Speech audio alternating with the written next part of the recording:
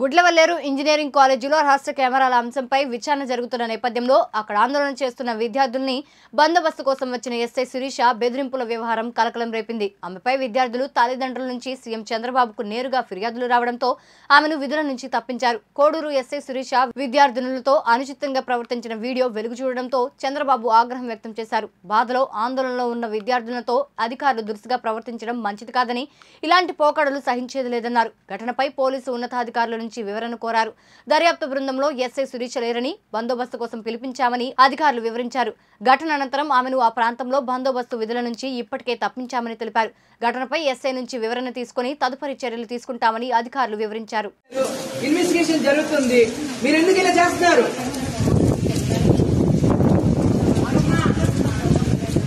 చెప్తున్నా, క్లారిటీగా చెప్తున్నా. ఎస్పీ అధికారులు వచ్చి మొత్తం చెప్తున్నారు, మీకు అర్థం కావట్లేదు. నిన్నటి నుంచి తిండి చెప్పలేక వర్షంలో తడుచుకుంటే ఇక్కడ పడి ఏడుస్తున్నాం. మేమేం చేస్తున్నాం మేడం? ఒక్క నిమిషం. మీరు ఇక్కడ ఉన్నారంటే మీకు పర్పస్ ఉంది. మీరు ఇక్కడ ఉన్నారంటే పర్పస్ ఉంది.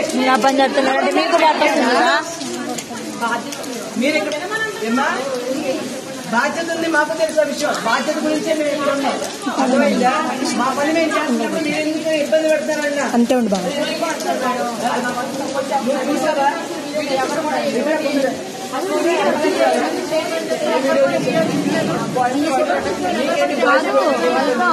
వీడియో కావాలండి, 4 అబ్బాయిలు కొట్టే వీడియో వద్దంట. వాళ్ళ మన్నయ్య వాళ్ళని చెప్పండి. అక్క అక్క ఈ వీడియో ఎవరికైనా పెట్టండి. మొత్తం చూసావా?